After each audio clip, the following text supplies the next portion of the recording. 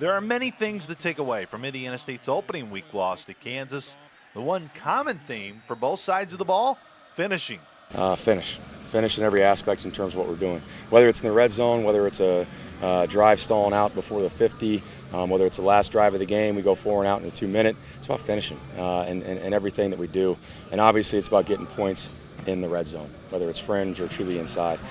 So our guys, we've been pounding it all week in terms of what we're trying to do and how we're trying to attack them. But all that matters is how we're finishing it out. The ability to play and stay focused when you're tired, and be able to finish. And you get a situation where there's a lot of emotion in the game. You find a way to generate a takeaway and score on it, and you've got to reel right back in and go back out and play defense. And I think that I'm not so sure that we handled that situation great. Obviously, it's great to score anytime you get a chance to score on defense, but at the same time, you've got to now lock back in and you've got to go out and get a stop. And obviously, that's a critical point in the game. 4.5 minutes to go, and you're up by 1, and you probably need to get the way our offense was controlling and running the ball at that point.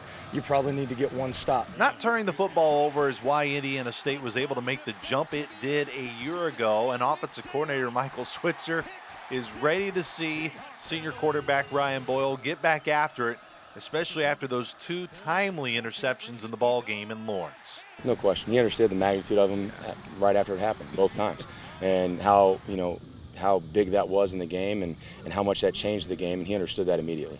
He understood immediately after the game when we talked to him, and we talked to him on Sunday in terms of watching film, and very clearly we're going to see some things saying, hey, we need to make sure we look at this. We need to make sure we go through the entire read. We need to make sure we go through the entire progression, see what the defense has given us.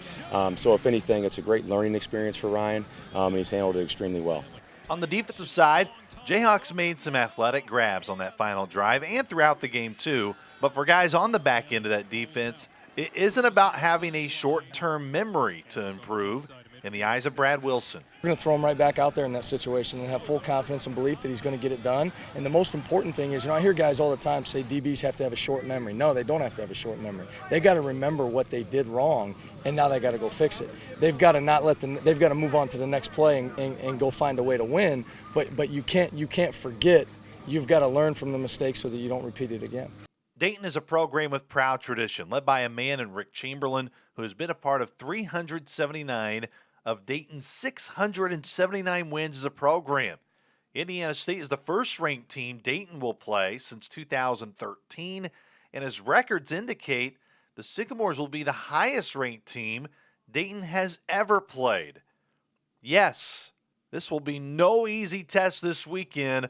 The Flyers are going to be juiced and ready. I feel like I've got a pretty good pulse of the DNA of that program and Coach Chamberlain, and have tremendous respect for him and his staff, and know what their makeup is. And I think that when you watch them on film, again from a year ago, you see a quarterback that just got better every single week, has a great feel for the offense and what they're trying to do, but also has the ability to create when it's not there, and he can extend plays, and then he gets really scary.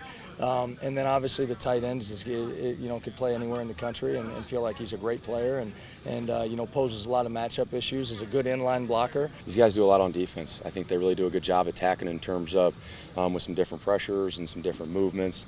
And they're an extremely sound football team. They really do a good job of making you see some different things out there and not just saying, okay, this is what they do consistently. So they really pose a lot of problems and a lot of threats to you offensively, and it's about making sure that we're well prepared for all these different looks. But these guys are going to play extremely hard.